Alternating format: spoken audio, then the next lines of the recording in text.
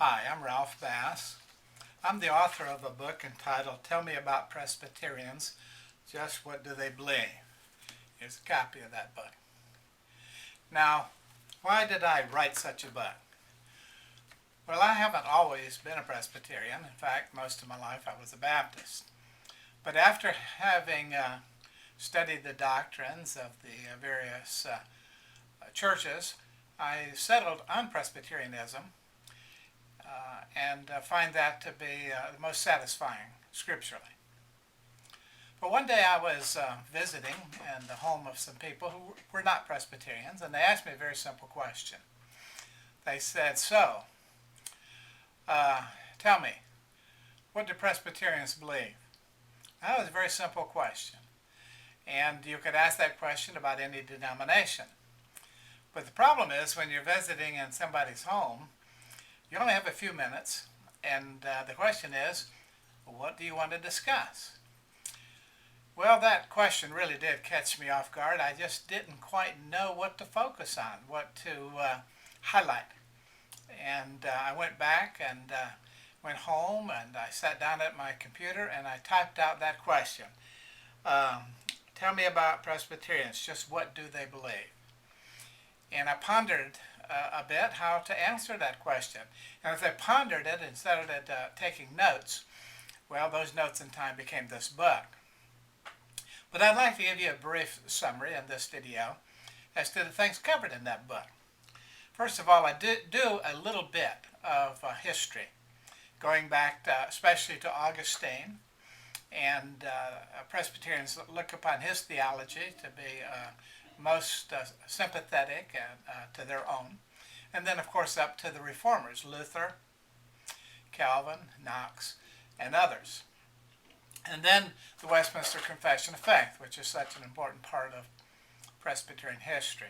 But having covered the historical background, then I sort of get into the meat of the subject.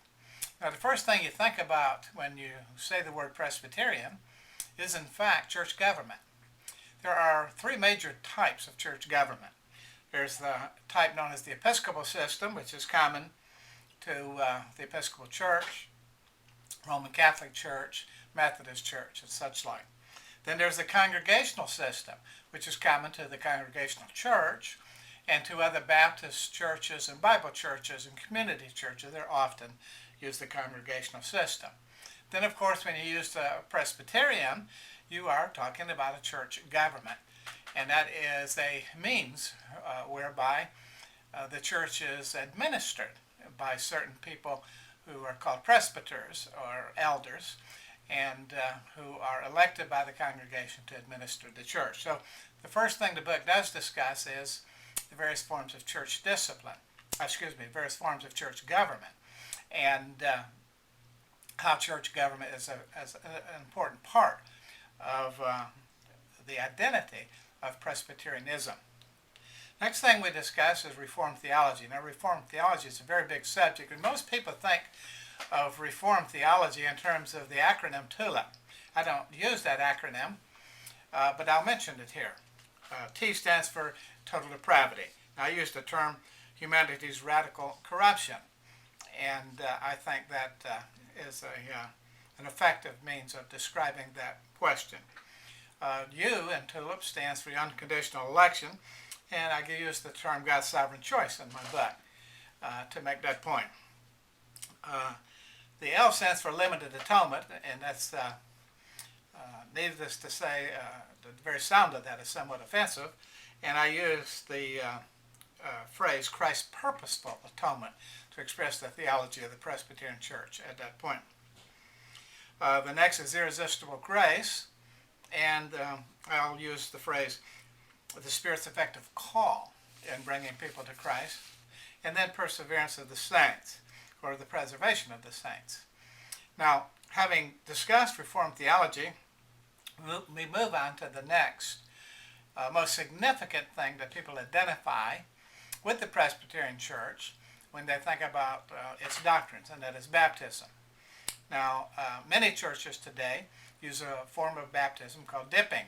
They call it immersion. A better term is dipping, because immersion, of course, is really an envelopment in a liquid for an indeterminate period of time. However, a baptism in a Baptist church is for a very limited period of time, of course, and dipping is the better word.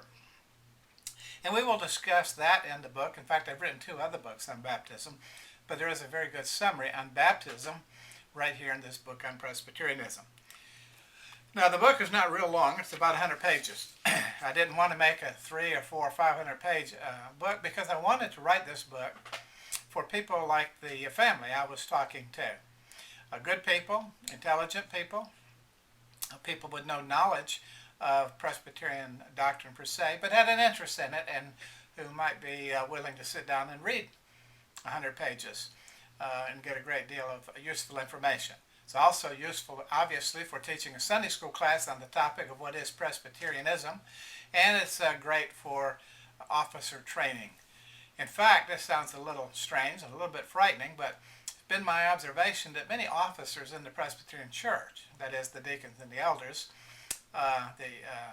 particularly what we would call the ruling elders, not the pastors or the teaching elders, but many of these officers in the church only have a very vague idea themselves what Presbyterianism is. So it's important that they be properly educated. This book deals with Presbyterianism and is aimed at teaching officers in the church exactly what we believe as a denomination. What it does not do, it does not discuss the broad foundational basis of Orthodox theology, things like the virgin birth, the bodily resurrection of Christ, the inspiration of the Bible, a 6-day creation, things of this nature. They're found in other books, and they're often doctrines common to many theological positions or denominations that are orthodox in their